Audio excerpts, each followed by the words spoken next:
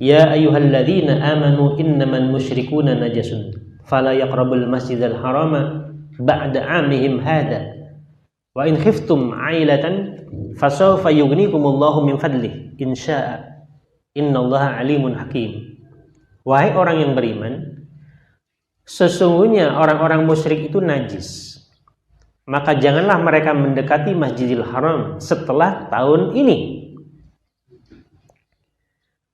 Wa in khiftum 'ailatan, dan jika kamu merasa khawatir ailatan, menjadi atau jatuh miskin, fasawfa yughnikumullahu min fadli, maka di kemudian hari Allah akan cukupkan dari karunia-Nya, insya'a, jika dikehendaki.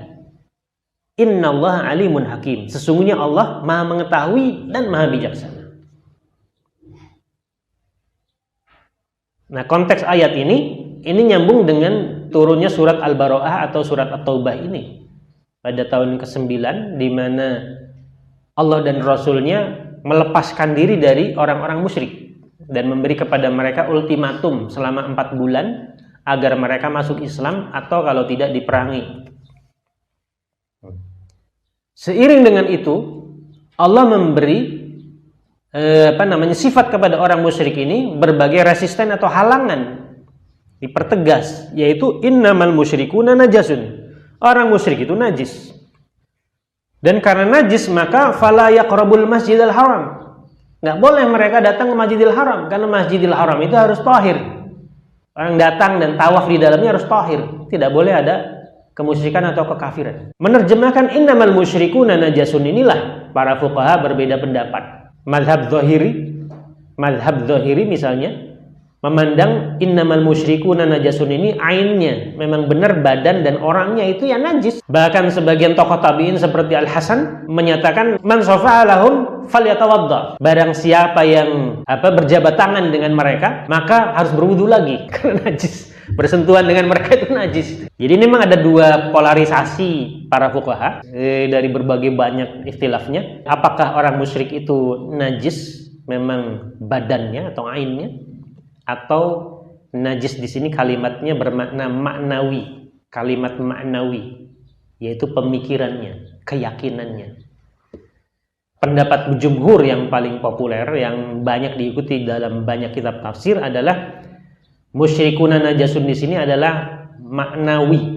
Artinya maknawi adalah badannya nggak najis, karena najis yang badaniyah atau hissiyah yang bisa diindra itu seperti misalnya babi, daging babi itu najis, jadi nggak bisa dimanfaatkan atau dikonsumsi. Tapi di sini maknawiyah maksudnya adalah pemikiran mereka lah yang najis, yaitu syirik, ya. Tidak ada keimanan dicampur dengan adanya syirik. Atau bagi ahli kitab ada trinitas atau Uzair nanti untuk Yaum Yahudi dijadikan anak Tuhan. Itu nanti ada ayatnya setelah ayat-ayat ini. Beberapa ayat di belakang nanti ketemu. Qalatil yahudu wa qalatin nasara itu ada nanti.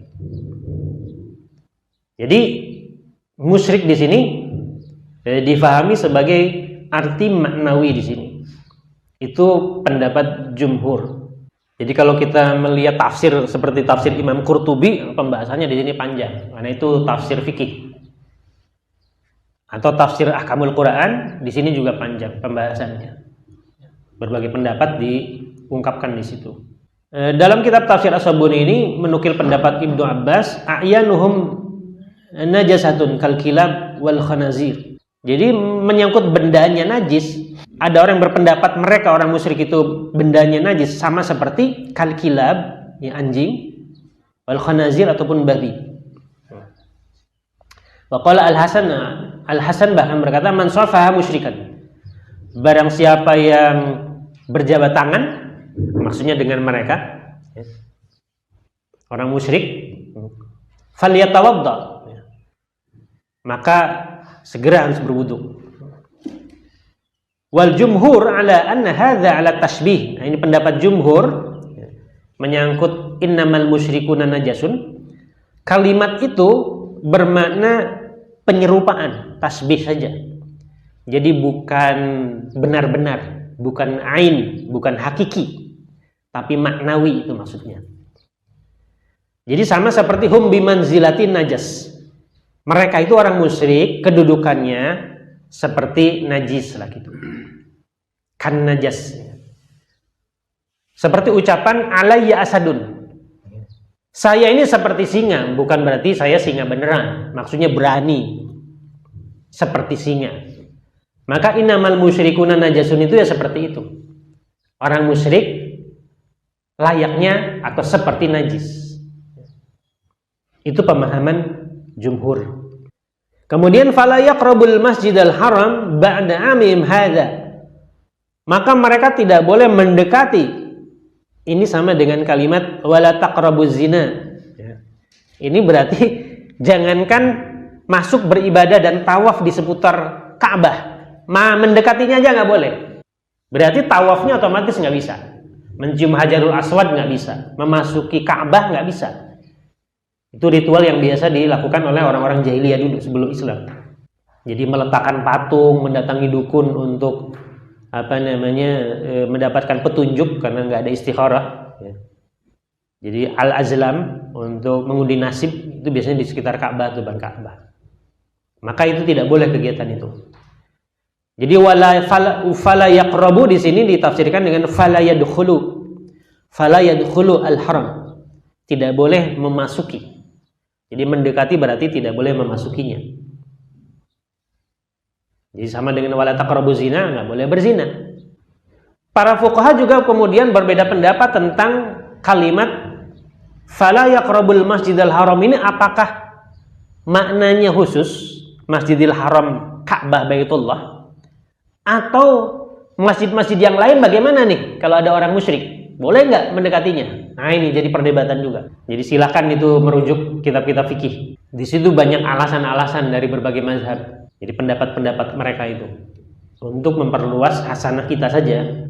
Nah, Imam Syafi'i sendiri di sini mengutip pendapat salah seorang imam mazhab sebagaimana dikutip oleh Imam Ibnu Katsir juga dalam kitabnya. Jadi Asy-Syafi'i berpendapat bahwa ayat ini khusus untuk Baitullah Masjidil Haram saja. Sementara masjid-masjid yang lain boleh selama ada hajat. Jadi pertanyaannya, apakah orang musyrik atau orang kafir boleh memasuki masjid selain Masjidil Haram? Nah ini jadi perdebatan jawabannya gitu.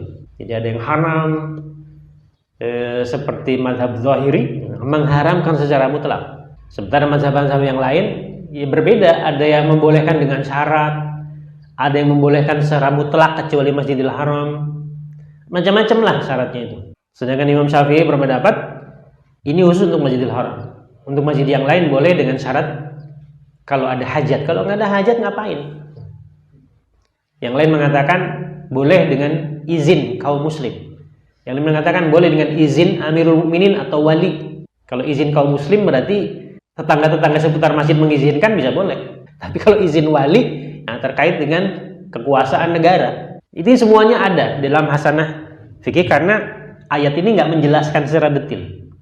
Jadi fleksibilitasnya diserahkan kepada ijtihad para imam mazhab. Mereka mengatakan bahwa boleh masjid selain Masjidil Haram karena di masa Nabi Masjid Nabawi bisa dimasuki oleh orang musyrik. Abu Sufyan dulu waktu menegosiasi pasca perjanjian Hudaybiyah lalu terjadi penyerangan dari koalisi mereka kepada koalisi Nabi. Abu Sufyan datang ke Madinah ingin menjumpai Nabi agar memperbaharui perjanjian Hudaybiyah, jangan dibatalkan. Itu kan datang ke rumah anaknya. Di mana? Ya kan sisi dari Masjid Nabawi. Ada juga orang musyrik lain, Sumamah bin Usal. Sumamah bin Usal itu tokoh Yamamah. Yamamah itu wilayah kuat, wilayah luas, wilayah kuat, kabilah. Ketua tokohnya, ketua sukunya itu Samamah bin Usal. Sumamah bin Usal ini orang yang memusuhi Nabi, memusuhi Islam. Ya, suatu hari dia ingin pergi umroh, tapi harus lewat daerah sekitaran Madinah. Di situ ada patroli kaum muslim. Jadi ada patroli kaum muslim. Ditangkaplah. Ditangkap kemudian oleh prajurit muslim, sahabat Nabi, diikat. Di mana diikatnya? Di tiang di Masjid Nabawi. Dalam masjid. Di tiang. Sementara dia bukan muslim. Beberapa hari lagi diikatnya di situ. Jadi silakan merujuk kisahnya Sumamah bin Usal. Bagaimana kemudian nanti memeluk Islam juga. Karena baiknya perlakuan Nabi kepada beliau ketika ditawan itu. Jadi dengan sebab masuk Islamnya Sumamah bin Utsal, masuk Islam juga Qabilah di Yamamah itu. Nah, ini berbagai pendapat ya. Jadi fala yaqrabu, yakni fala yadkhulu al-Masjidil Haram ba'da amihim hadza, berarti setelah tahun ini, itu tahun depan. Sekarang berarti masih bisa ditoleransi selama 4 bulan. Jadi dari pertengahan Zulhijjah kan gitu. Waktu kita awal surat Al-Bara'ah, dari pertengahan Zulhijjah selama 4 bulan ke depan. Itu mereka masih bisa. Tapi setelah itu tidak boleh. Berarti haji tahun depannya nggak boleh. Wa in khiftum 'ailatan fasawfa yughnikumullahu min fadlihi insya. Dan jika kamu kaum muslim khawatir menjadi miskin, maka kelak Allah akan membuat kamu kaya dari karunia-Nya jika dikehendaki. Pertanyaannya, kok bisa ada khiftum 'ailatan ini, gimana ceritanya kan gitu. Ini perlu penjelasan. Jadi ceritanya ketika ada larangan turunnya surat Al-Bara'ah atau At-Taubah, ini larangan orang-orang musyrik di Jazirah Arab untuk masuk kota Mekah, haji, tawaf di sana, umrah. Ada larangan untuk tahun depan. Maka kaum muslim yang sudah muslim ini, termasuk orang-orang yang penduduk Mekah, ketika penaklukan Mekah sudah menjadi muslim, itu khawatir pemasukan dari kehadiran suku-suku yang musyrik dari Jazirah Arab untuk haji atau umroh, yang biasanya juga bawa retribusi, bawa juga perniagaan, bawa barang-barang dagangan, karena mereka mau berhaji dan umroh itu juga sekalian dagang.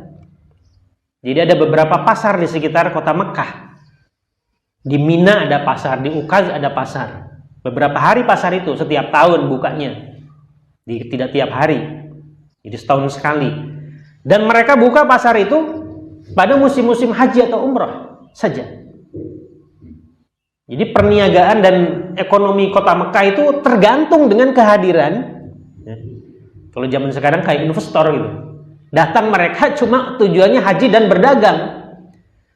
Dari wilayah Yaman, dari wilayah Irak, dari wilayah pedalaman Hijaz atau Najd, dari wilayah utara Khaybar, perbatasan wilayah Syam, itu datang untuk haji dan umrah orang-orang Arab, orang Jazirah Arab.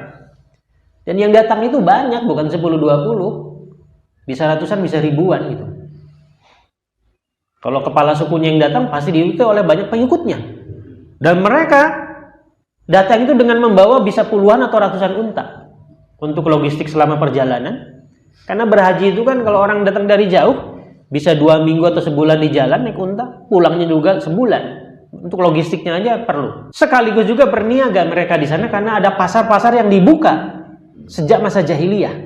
Dibuka di situ pasar, baik di malam hari maupun siang hari. Nah, kehidupan kota Mekah itu ekonominya bertumpu pada pasar semacam itu dan juga kehadiran mereka yang haji dan umroh. Selain berniaga ke wilayah Syam pada musim panas dan berniaga ke wilayah Yaman pada musim dingin. Karena nggak ada pertanian di Mekah itu, nggak ada kebun, nggak ada hidroponik, gitu. Nggak ada orang bikin sekolah gitu. Nggak ada. Jadi ekonominya dari mana? Dari dagang, udah cuma dagang aja, nggak ada tanaman, gersang gitu. Udah susah air, susah bahan pangan, dari mana ya tumbuhnya? Dari perdagangan. Kalau perdagangannya mati ya sudahlah, mati ekonominya Mekah itu. Jadi mereka khawatir begitu dilarang orang musyrik untuk haji dan umrah, ekonomi Mekah ini nanti goncang, gitu maksudnya. Dan mereka takut miskin. Itu cerita wa in khiftum ailatan. Jika kamu takut jadi miskin karena tidak hadir lagi orang, karena dilarang nih orang musyrik untuk tawaf ataupun haji tahun berikutnya, maka Allah di sini menenangkan kaum muslim dengan kalimat fasawfa yughnikumullahu min fadlih. Maka kelak Allah akan cukupi dari karunia Allah, insya jika dikehendaki. Abdullah bin Abbas menafsirkan kalimat fasawfa yughnikumullahu min fadlihi insya ini dengan kalimat, dengan realita Allah kemudian mengaruniai mereka dengan ghanimah perang Hunain yang sangat banyak jumlahnya. Nggak pernah mereka bayangkan itu. Nggak pernah mereka bayangkan. Ternyata Allah ganti kekhawatiran mereka akibat berkurangnya jumlah yang berhaji itu dengan jumlah ghanimah yang luar biasa dari perang Hunain itu. Itu nggak pernah terbayang sebelumnya. Jadi bayangan mereka dari mana ini kan gitu. Ternyata salah satunya dari ghanimah. Juga dari jizyah, yaitu dari pungutan atas orang-orang yang tetap dalam kekufurannya terhadap kabilah-kabilah di luar jazirah di kemudian hari. Karena pemasukan daulah itu bertumbuh pada sektor-sektor real semacam itu, belum ada eksploitasi sumber daya alam, belum.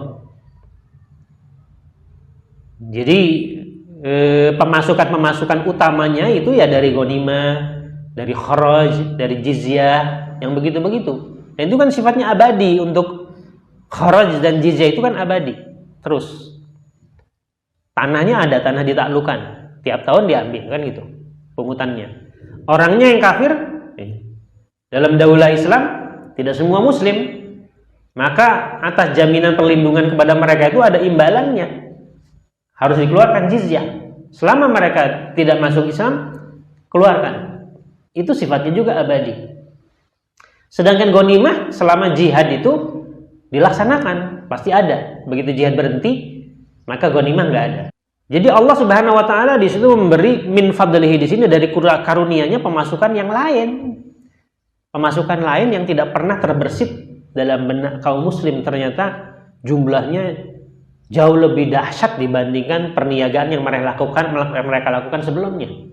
Mereka tidak menyangka misalnya di zaman Umar bin Khattab, beberapa tahun setelah Rasul wafat, setelah ayat-ayat surat At-Taubah ini turun kan juga beberapa tahun, Khalifah Umar itu kan, ini tahun ke-9. Tahun ke-9, tahun berikutnya Rasul wafat. Tahun 10 masuk 11, belum tahun 11. Abu Bakar Siddiq 2 tahun lebih sedikit. Langsung Umar, nggak nyampe 5 tahun. Nggak nyampe 5 tahun zaman Khalifah Umar, mereka mengetahui bagaimana jumlah pemasukan dari para wali yang ada di wilayah sekitar Jazirah Arab itu jumlahnya banyak sekali. Baik dari kharaj, baik dari jizyah, baik dari perjanjian-perjanjian damai dengan imbalan suku-suku yang lain. Itu jumlahnya luar biasa. Belum lagi ghanimah. Dari penaklukan Persia, penaklukan wilayah Syam, itu kan terjadi pada masa Khalifah Umar. Jadi mereka tidak menyangka bahwa kemudian Khalifah Umar bisa membuat mereka kaya, membuat para penduduk muslim atau non-muslim di wilayah kekuasaan Islam itu makmur. Jadi dapat bagian dari pendapatan-pendapatan yang berasal dari jihad dan turunannya. Nah, ini kalimat min fadlihi insya'a. Maka Allah tutup dengan menyandarkan atau mengaitkan dengan sifat-sifatnya yang mulia. Innallaha alimun hakim. Allah Maha mengetahui dan Maha bijaksana. Jadi nggak usah khawatir, Allah itu bijaksana. Nggak usah khawatir, Allah Maha mengetahui masa depan. Nggak usah khawatir, tak usah takut miskin segala macam. Allah tahu nanti yang terjadi, nanti ada solusinya, tenang saja, itu istilahnya begitu. Jadi fasaufa yughnikumullahu min fadlihi insya, itu tenang aja, nanti ada solusinya. Nggak akan pernah terbayang oleh kalian solusinya. Itu iman gitu. Jadi kalau zaman sekarang kita bagaimana nih kalau kita berdiri diboikot oleh seluruh negara, diperangi segala macam. Selama kita mentaati Allah Subhanahu wa taala dan iman kita kuat, Allah akan beri. Allah akan kucurkan itu rezeki dari arah yang tidak pernah kita duga sebelumnya.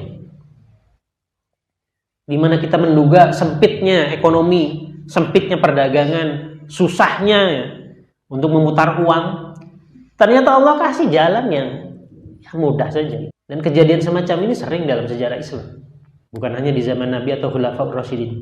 Itu jadi dasarnya adalah bagaimana kita harus iman kepada Allah Subhanahu wa taala dan taat.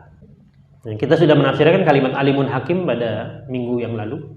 Jadi alim di sini bima yuslihukum, atas apa yang membawa maslahat kepadamu, dan hakim bijaksana atas keputusan Allah terhadap orang-orang musyrik.